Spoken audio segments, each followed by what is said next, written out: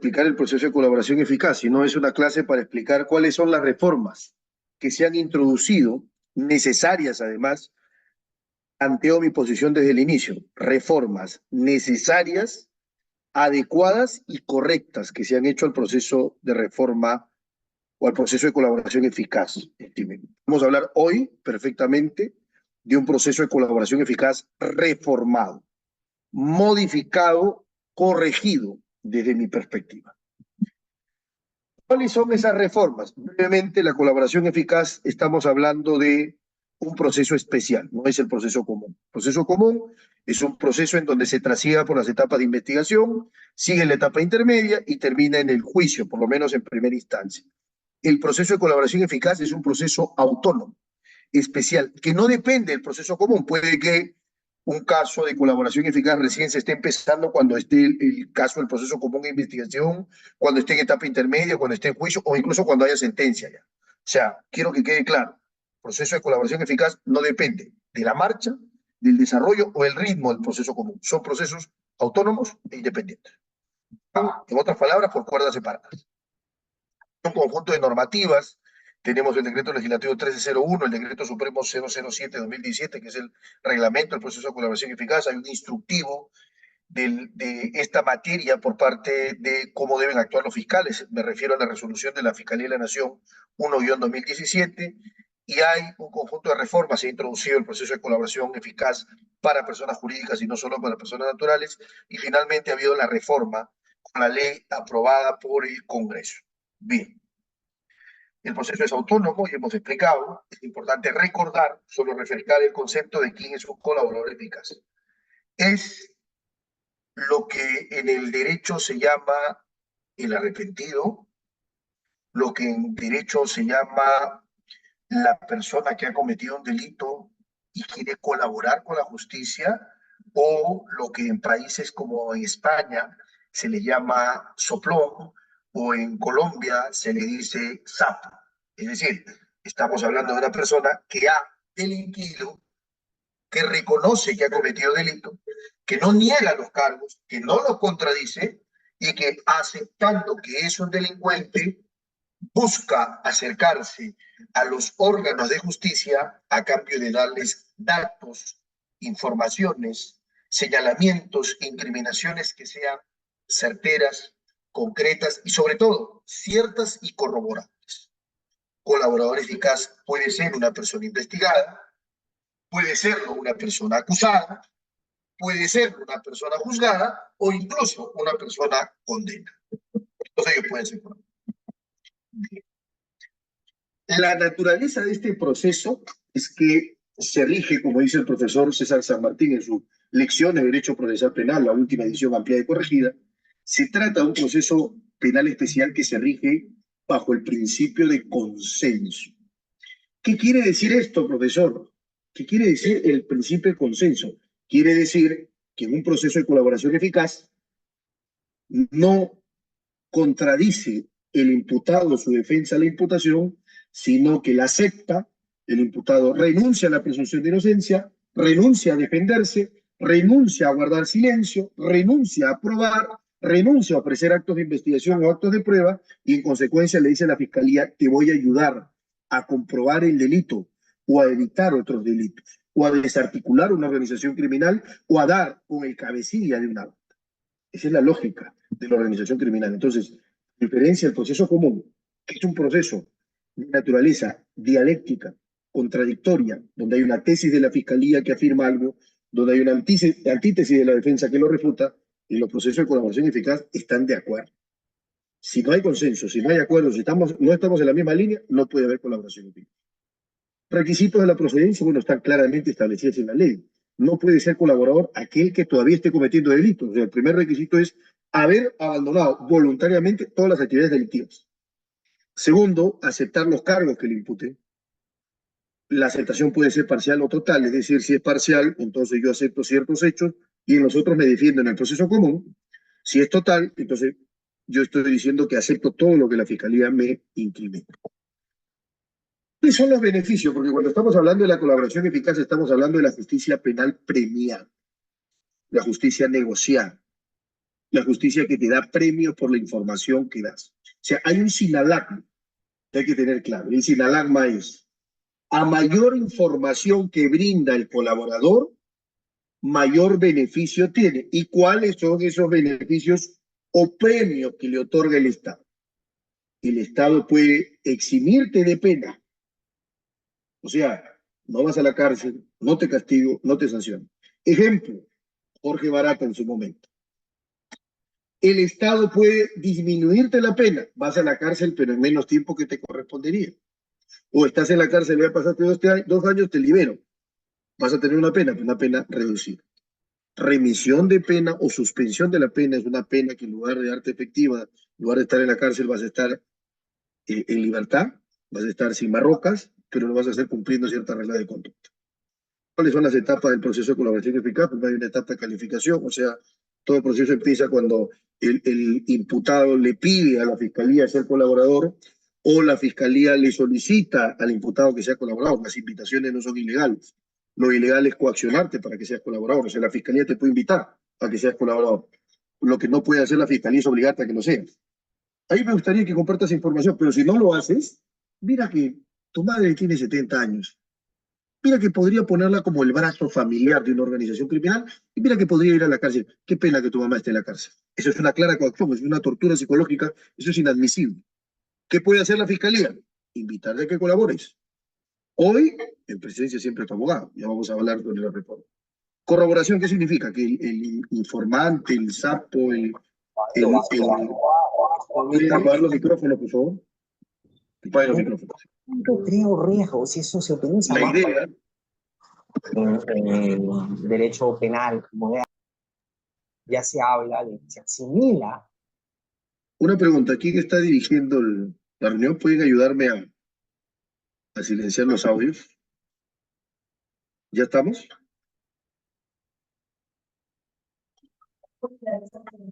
¿Cómo está? Disculpe. A ver, a los participantes, debemos de mantener los audios apagados, por favor. Doctor, lo que pasa es que usted tiene el anfitrión, usted está como anfitrión y yo no puedo monitorear el Zoom. No sé si me Ya. puede ceder en este caso ese lugar para yo poder controlar los audios y demás. No sé, pero a lo mejor podemos compartir la administración para que me ayude con eso. Sí, claro que sí. Cuente Por con favor, eso. Gracias. gracias. Continuamos. Entonces, luego de la solicitud, la información que da esta persona, esa información tiene que estar sujeta a una corroboración, que significa verificar todos los datos que se dan. Luego de eso viene el convenio, que no es otra cosa que un acuerdo entre fiscalía y quien aspira a la colaboración. Ese convenio es preparatorio, luego se celebra un acuerdo formal. El acuerdo formal es básicamente decir, esta es toda la información que me estás dando, a cambio te doy todos estos beneficios, y luego viene una audiencia reservada ante el juez que controle ese acuerdo y dice, sí, ese acuerdo va, no va, a hacer control de legalidad. Pero también hay una etapa importante, y miren ustedes cómo la realidad nos brinda ejemplos para poder enseñar en la academia, que es la revocación. O sea, las sentencias de colaboración eficaz no son sentencias infinitas o ad eternum, son sentencias condicionadas. Es decir, a Barata le dieron la colaboración eficaz, le dieron el beneficio de extinción de pena, y lo que se le exigía era que siempre que la fiscalía, el equipo especial Abayato, lo llamara para colaborar, para que brinde su información, la dé. Y cuando el Poder Judicial lo llame para que comparezca, comparezca. No lo hizo en el juicio humano. La fiscalía ha requerido la revocación de la colaboración, y una juez en primera instancia ha revocado, y entonces Barata ya no es más colaborador, por lo menos en primera instancia. Vamos a ver qué resuelve la segunda. Bien.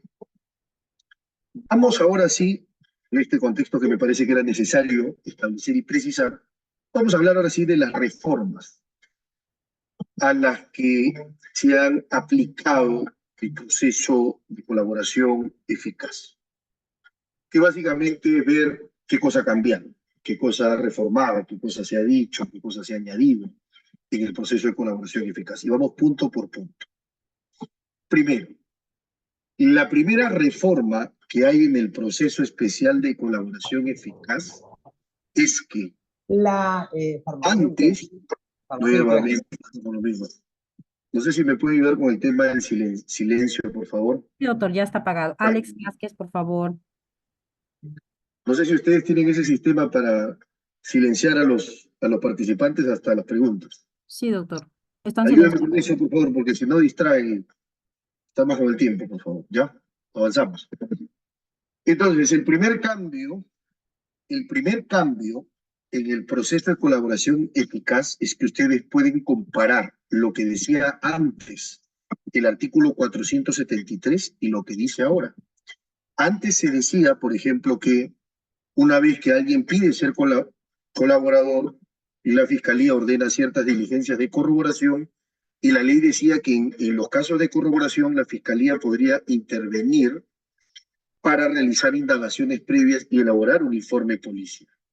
Hoy la reforma dice que no, la policía interviene no para hacer indagaciones previas, sino para corroborar, lo cual está bien, porque lo que sigue como paso siguiente a cuando alguien habla, declara, delata, señala, se indica, da fechas, da nombres, da lugares, es que hay que corroborar. O sea, claro, antes se decía indagaciones previas, no, no indagaciones previas, diligencias de corroboración. La policía corrobora bajo supervisión de la fiscalía, pero lo que hace la policía es corroborar. No es que la policía hace indagaciones y la fiscalía corrobora, no, los dos hacen corroboración. Bien, primer cambio. Segundo cambio que me parece uno de los más importantes y necesarios que se han hecho al proceso de colaboración eficaz. Antes, el 473.3 decía que el fiscal podría reunirse, coordinar, conversar, entrevistarse. La ley dice podría celebrar reuniones, pero en las reuniones se conversa, se dialoga, se discute, se coordina, obviamente.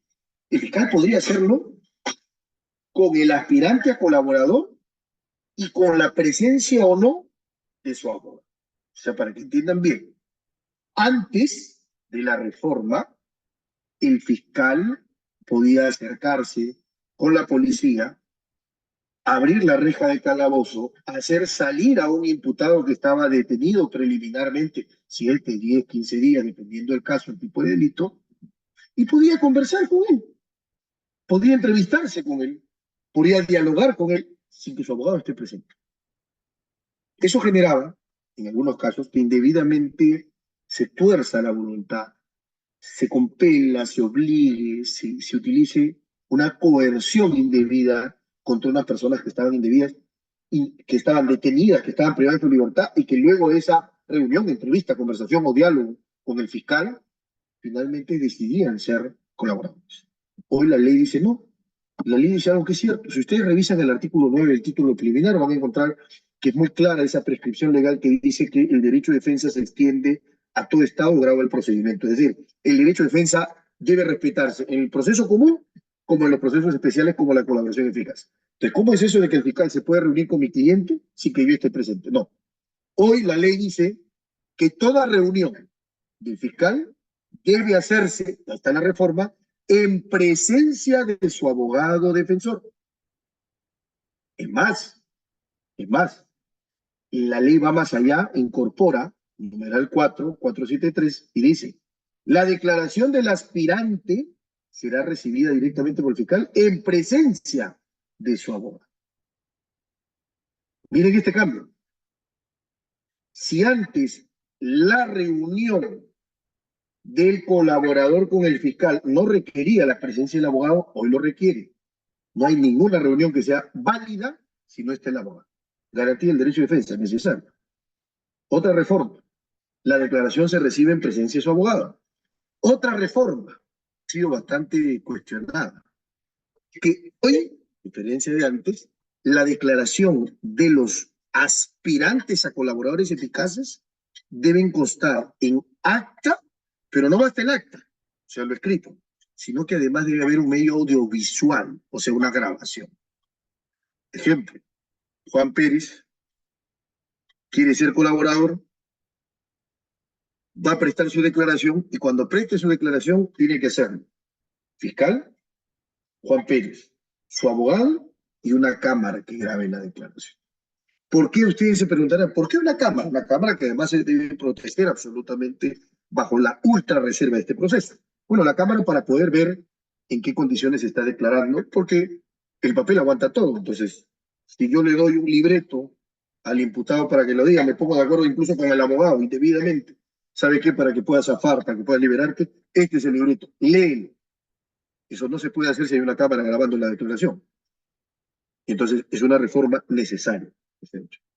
Otra reforma, vean ustedes, comparen el 473 antiguo con el 473.3 nuevo. Otra reforma es una reforma terminológica, un cambio en la nomenclatura, en la denominación. Antes se hablaba de colaborador. Hoy se habla de aspirante a colaborar. Repito, antes se decía colaborador. Hoy se dice aspirante de colaborador, que son dos cosas distintas. No es lo mismo ser colaborador que ser aspirante. ¿Cuándo él es colaborador eficaz? Cuando el juez te sentencia. Y para que el juez te sentencie tiene que haber audiencia. Y para que haya audiencia tiene que haber un acuerdo previo. Para que haya un acuerdo previo, Fiscalía de Defensa Imputado, tiene que haber un convenio preparatorio. Para que haya un convenio preparatorio, tiene que haber corroboración de lo dicho. Para que haya corroboración de lo dicho, tiene que haber fundamentación en las afirmaciones. Entonces, un momentito. Cuando yo estoy declarando, cuando estoy delatando, cuando estoy señalando, yo soy aspirante. Recién cuando obtengo sentencia del juez, me convierto en colaborador. Entonces, no confundamos aspirante con colaborador. Yo siempre en mis entrevistas, en mis defensas, en las audiencias, siempre he dicho, estamos frente a un aspirante a colaborador. Qué bueno que esa precisión terminológica sea. Cuando ustedes van a postular a la universidad y no ingresan, ustedes no son estudiantes universitarios, ustedes son postulantes en la universidad. Que postules, que aspires a hacer algo no significa que lo seas. Para ser colaborador tienes que tener sentencia. Entonces, corrige muy bien un error terminológico, conceptual, en la formulación de los términos. Antes se hablaba de colaborador, o sea, ya eras colaborador simplemente porque querías declarar o porque estabas delatando, y eso no es así. Eres colaborador recién cuando tienes sentencia. Son varias las reformas, como ustedes pueden ver. Otra reforma necesaria es la incorporación del 473.5 del Código Procesal Penal. ¿Qué cosa es lo que se ha dicho?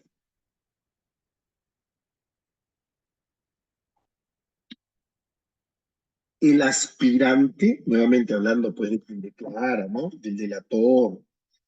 Hay un libro muy bueno, un profesor español, Los delatores en el proceso penal. Cuando hablamos del delator estamos hablando del aspirante. Y la ley ahora dice, el aspirante a la colaboración está obligado a proporcionar toda la información relevante que posea, así como tiene la obligación de proporcionar todos los medios necesarios para su corroboración. Si no lo hace o proporciona información falsa, afecta la viabilidad del acuerdo dependiendo de la importancia de la omisión o de la falsedad. Es decir, lo que dice ahora la ley es que, oiga usted, cuando tú te sientas y quieres colaborar, tú no me vas a dar la información a cuentagotas, por parte, tú no estás escribiendo un libro, entonces estás avanzando un capítulo, este no es un libro por entrega, ¿no? Tú me das toda la información. O sea, el 473.5 está estableciendo en la ley peruana el todo o nada. O tú me das toda la información o no te doy nada y no eres colaborador. Por eso que la ley dice, ojo, tiene el aspirante a colaborador el deber, la obligación de proporcionar la información que conoce, que posee, que sabe. Se supone que es alguien importante, que da información privilegiada, que se llama colaboración eficaz. ¿Por qué se llama colaboración? Porque incrimina, delata, síndico. ¿Y por qué eficaz? Porque es una información importante para prevenir delitos, desarticular organización o para descubrir alguna información que no podrías haber conseguido si yo no te diera mi información. Básicamente lo que se proscribe son informaciones parciales, omisiones de información o informaciones falsas. Claro está, si se descubre la falsedad de la información, la omisión de la información, pueden estar sancionadas con la revocación del acuerdo. O simplemente te saco el proceso de colaboración, anda a defender tu proceso. Otra reforma importante, el artículo 473.10. Y luego el artículo 473.11. ¿Qué cosa es lo que se ha establecido concretamente ahí? Lo que se ha establecido en el 473.10 es que está prohibido corroborar la declaración de un aspirante colaborador con otros aspirantes. Eso se llama, en términos del derecho procesal penal, que está prohibida la corroboración cruzada. Yo no puedo corroborar lo que me dice Juan Pérez, aspirante a colaborador, con el dicho de Pedro Pérez, que es otro aspirante a colaborador. Yo no puedo corroborar la declaración de Julio con la declaración de Pepe, no. Yo necesito elementos extrínsecos o externos, es decir, diferentes a la palabra del aspirante a colaborador. ¿Por qué? Por una razón muy sencilla, porque la declaración del aspirante a colaborador es intrínsecamente sospechosa, interesada. Es una declaración de baja fiabilidad, de baja confiabilidad, de bajo valor probatorio, y por tanto no se puede corroborar el dicho de un aspirante a colaborador con otro. Como dice el profesor César Nakazaki, si tú juntas dos tuberculosos, no haces un hombre sano. Esa es la lógica. Numeral 11, el 473 establece una necesidad que yo siempre he dicho en base de una ponencia en una parte del Congreso, antes de que se establecieran estas reformas, y dije que era una necesidad que pongamos un plazo a la colaboración eficaz. Por la garantía básica del artículo 8.1 de la Convención Americana sobre Derechos Humanos. Todo proceso penal, independientemente de su clasificación, tipo, naturaleza, es un proceso penal que debe observar escrupulosamente en la garantía de derecho y principio al plazo razonable. No puede haber un proceso que dure más allá de un plazo razonable. En consecuencia, hoy se han puesto 3 plazos. Contado desde que la persona solicita ser colaborador, hasta el acuerdo de colaboración eficaz o su denegación, solo puede haber 8 meses. Si en 8 meses la Fiscalía no corrobora el dicho, entonces se acaba la colaboración. Ya no hay colaboración. Chao, colaboración. Ahora, puede haber una prórroga por 4 meses, es decir, hasta 12 meses o un año, siempre que haya justificación, caso complejo, por ejemplo. Y máximo, cuando el caso sea crimen organizado, puede durar hasta 16 meses la corroboración. Es decir, desde la solicitud hasta el acuerdo de colaboración, debe mediar un tiempo de máximo 16 meses. ¿Qué pasa si no se cumple el plazo? Caso común, 8 meses, caso complejo hasta 12 meses o caso crimen organizado hasta 16 meses. Lo que pasa es que simplemente el proceso acaba. Fenece, porque acá se está regulando en el 473.11 un plazo de caducidad. Y, por último, las últimas reformas que se han incorporado al proceso de colaboración eficaz tienen que ver con la fase de corroboración y con el uso de la información en otros procesos. Hablemos primero de la fase de corroboración. El artículo 473, numeral 12, dice lo siguiente: el fiscal, sea el cargo que sea, provincial, superior, supremo, de acuerdo a lo que esté investigando y a quien investigue, tiene el deber, o sea, la obligación de proteger el secreto o la reserva de la totalidad del proceso de colaboración eficaz. Y el contenido de la declaración de los aspirantes a colaboradores, o sea, no puede ser pues que la ley diga que una investigación en un proceso común es reservada, que las diligencias y las declaraciones del delator en el proceso de colaboración eficaz son más reservadas. Y sin embargo, en la prensa tengamos todos los días un festival de filtraciones. ¿Qué tal persona dijo esto? ¿Qué tal persona entregó este documento? Que hay un audio de tal, que hay un manuscrito del otro, que entregó tal cosa, que prueba. O sea, la prensa sabe la información, conoce una información que es ultra reservada antes que la propia defensa. Eso es inadmisible. Eso es inconstitucional. Y además pone en serio peligro y riesgo el propio proceso de colaboración eficaz. De manera que ahora lo que se está diciendo es, si hay filtraciones y luego de una investigación que respete el debido proceso, se demuestra que el fiscal o su personal o por acción u omisión han permitido actuar para que se filtren estas informaciones de la colaboración eficaz, entonces habrá responsabilidad administrativa, civil y hasta penal. O sea, hoy los fiscales pueden ir a la cárcel y se filtra información. Luego tenemos el 476A, que es básicamente la eficacia de las diligencias de corroboración, su incorporación a otros procesos, que básicamente se dice que si el juez aprueba el acuerdo donde el colaborador es imputado y este se encuentra en diligencias preliminares, el fiscal tendrá que archivar la investigación. Vamos a decirlo así. Me están investigando por 8 meses en diligencias preliminares, pero al mismo tiempo estoy en colaboración. En la colaboración logro un acuerdo, entonces ese acuerdo basta para que puedan archivar, perdón, la sentencia de colaboración basta, porque acá se está hablando del juez que apruebe el acuerdo, en otras palabras es sentencia de colaboración eficaz. Si hay sentencia de colaboración eficaz y yo estoy investigando en diligencias preliminares, se archiva.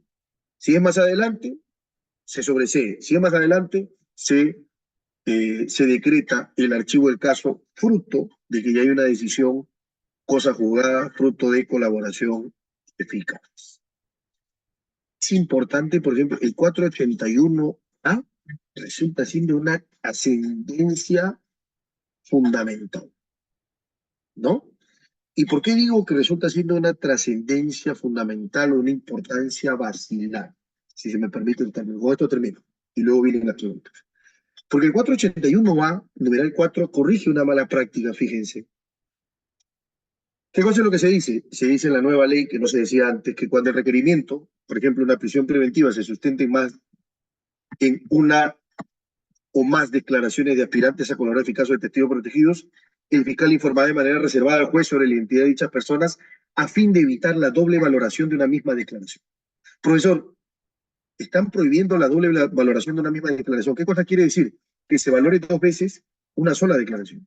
Profesor, ¿me puede dar un ejemplo más sencillo? Claro. Piden la prisión preventiva en relación al procesado Luna Gálvez. José Luna Gálvez, prisión preventiva. La prisión preventiva establece graves y fundados elementos del 268 a partir de 2 declaraciones de aspirantes a colaboradores eficaces. El aspirante 01-2024 y el aspirante 02-2024. En la práctica, como está bajo el velo de la reserva, bajo la protección de la entidad, no conocemos, se oculta, puede, y de hecho ha pasado muchas veces, que lo que ha pasado muchas veces es que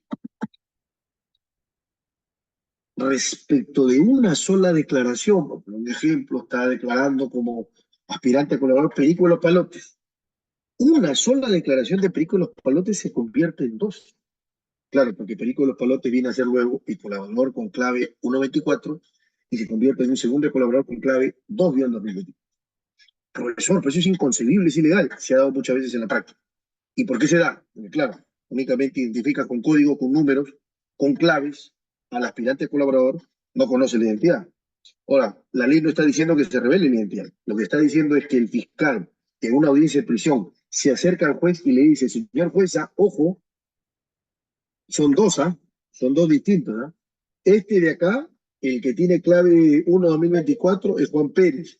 Y este que tiene la otra clave 2-2024 es Julio Quispe. Son 2 personas y por tanto no voy a generar o propiciar que haya una doble valoración sobre una misma declaración. Ese es el punto.